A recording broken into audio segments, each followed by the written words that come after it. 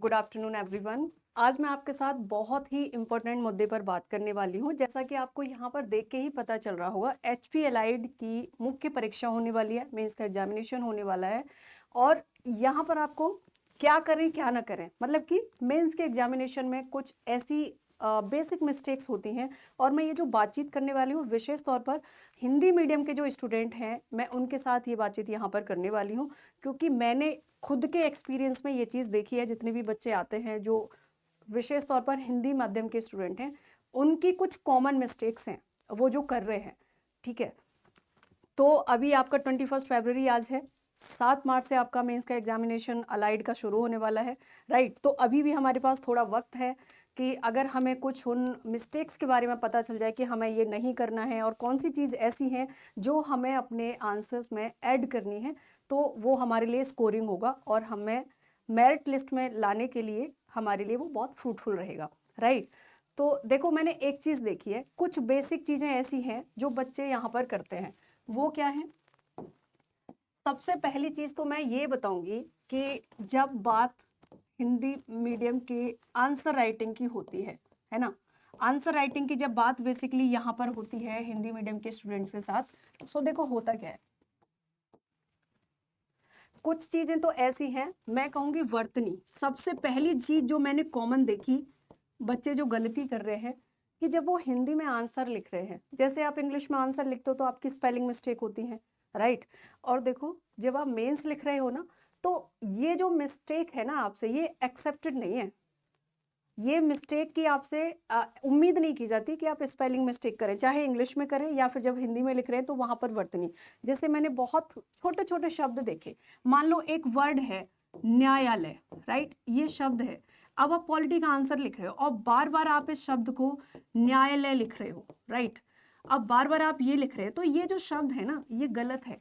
अब जब भी आपकी कॉपी चेक होगी, आप बताओ मेंस का एग्जामिनेशन लिख रहे हो और वहां पे आपसे ये उम्मीद नहीं की जाएगी कि आप इस सब को ऐसे लिखेंगे। वैसे ही कई बार कुछ बच्चे कैसे बनाते हैं, जैसे मैंने बहुत ही ज्यादा ऑब्जर्व किया, ये देश लिखा हुआ है, यहीं पर आप लिखोगे ऐसे, है ना। ये आपको पता है कि यहाँ पर आपने ये द बनाया है, ये आपको पता है आपने द बनाया, एग्जामिनर क्यों मानेगा ये द है, तो ये नहीं करना है। ये बहुत छोटे छोटे से ह्यूमन एरर्स हैं, और अगर आप ऑब्जर्वेशन से काम करोगे और ध्यान दोगे तो इन चीजों पर काम करना है आपको, कि ये वाली चीजें जो है ये आपको यहाँ पर नहीं करनी है। एक और चीज, जैसे सेम यहाँ पर है, मान लो बंदी आप लिख रहे हो, राइट, तो वहां पर आपने लिख दिया वंदी, वंडी लिख दिया। अब आपने बंदी है तो ये बंदी लिखना है, यहां पर व नहीं लिखना है। राइट, वंडी लिखना है। ब और व, इन दोनों में अंतर है। स और श, इन दोनों में डिफरेंस है। तो कौन सा शब्द कहां पर लिखना है ये आपको पता होना चाहिए, क्योंकि अभी आप अलाइड का मेंस लिख रहे हैं, अलाइड की मुख्य परीक्षा में बैठ रहे हो।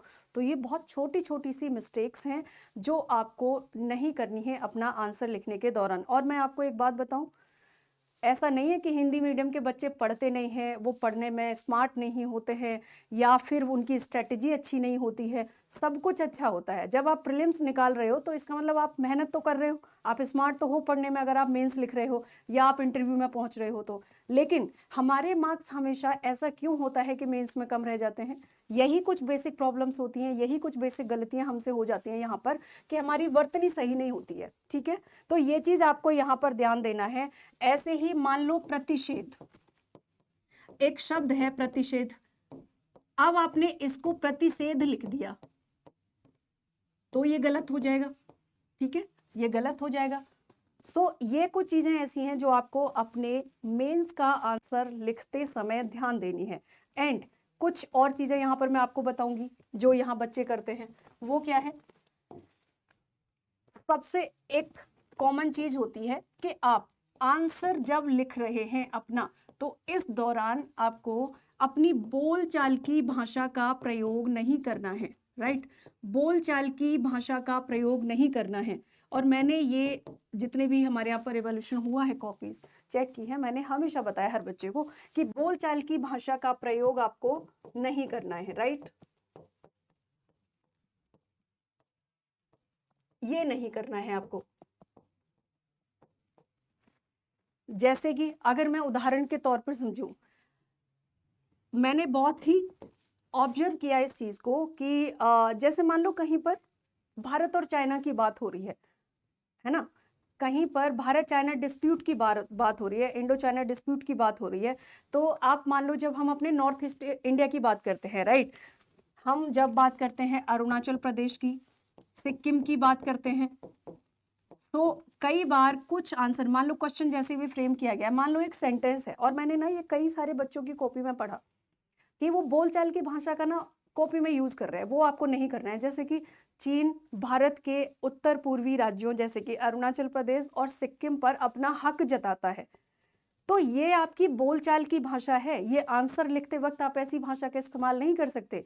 वहां पर अगर आपको सेम शब्द सेम लाइन लिखना भी है तो आपको क्या लिखना है कि चाइना या चीन भारत के अरुणाचल प्रदेश और सिक्किम को अपने अधिकार क्षेत्र में समझता है या उन पर अपना अधिकार समझता है। ये आपकी बुक की भाषा होती है कि जब आप इसको अपने आंसर में लिखते हैं, ये बोलचाल की भाषा नहीं है, तो ऐसी भाषा आप यूज नहीं कर सकते वहां पर, राइट। या कई बार ऐसे आप लिखते हैं कोई चीज के बारे में फैला, तो इसके जगह आप लिखेंगे विस्तार है ना, यहां पर लिखेंगे आप विस्तार है।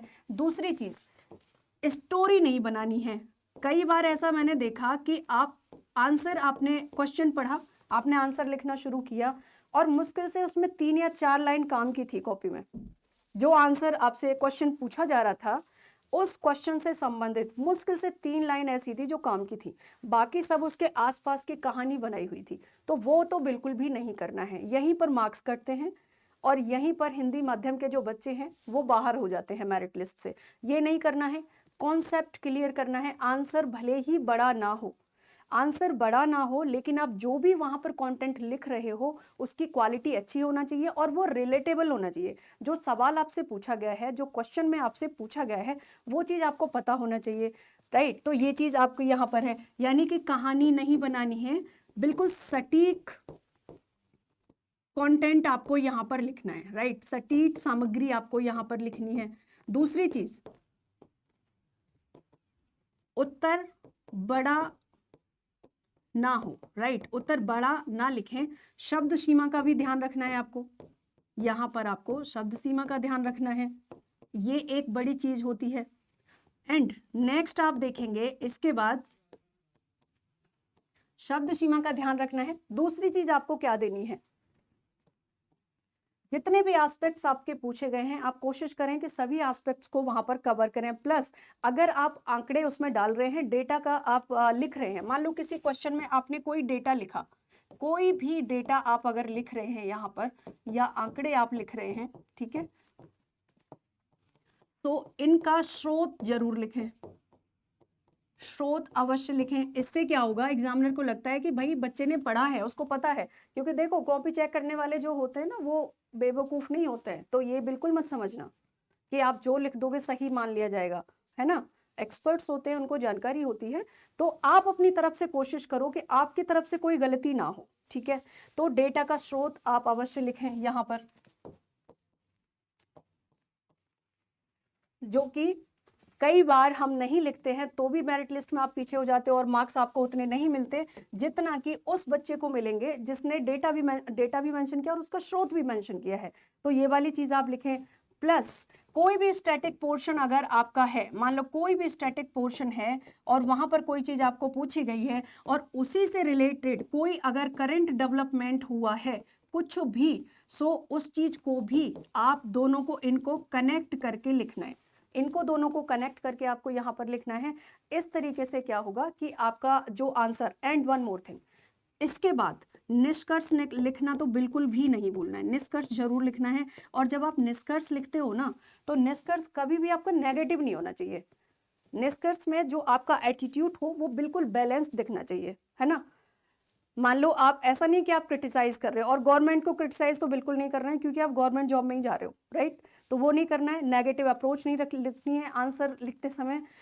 निष्कर्ष आपका सकारात्मक होना चाहिए, पॉजिटिव होना चाहिए, बैलेंस एटीट्यूड का होना चाहिए, ना ही बहुत एक्सट्रीम टाइप का आपने पॉजिटिव और ना ही बिल्कुल नेगेटिव, बैलेंस्ड दिखना चाहिए कि हाँ जो ये बच्चा मीन्स लिख रहा है मतलब ये बैलेंस पर्सनैलिटी का व्यक्ति है, राइट। तो ये कुछ बेसिक चीज़ें ऐसी हैं जो आपको आंसर राइटिंग लिखते समय करनी है और कुछ चीज़ें यहाँ पर मैंने आपको ऐसी बताई जो आपको नहीं करनी है। दूसरी बात, मान लो आप किसी एसडीजी गोल के बारे में, एसडीजी के बारे में बात कर रहे हो और आपने देखा कि कब इसको एलिमिनेट करने की बात हुई, तो उसका एलिमिनेशन ईयर जरूर लिखें कि कब तक इसको अचीव किया जा सकता है, ये इसको एलिमिनेट कब तक किया जा सकता है। तो जब इतना सटीक फैक्चुअल इंफॉर्मेशन आप अपने आंसर में डालते हो ना, तो आपको बहुत अच्छे मार्क्स मिलते हैं, राइट। सो आज के इस लेक्चर को मैं यहीं बाइंड अप करूंगी and thank you so much. I hope आपके लिए सेशन बहुत फ्रूटफुल रहेगा, जो भी बच्चे मेंस लिखने जा रहे हैं। So wish you all the very best. Thank you so much.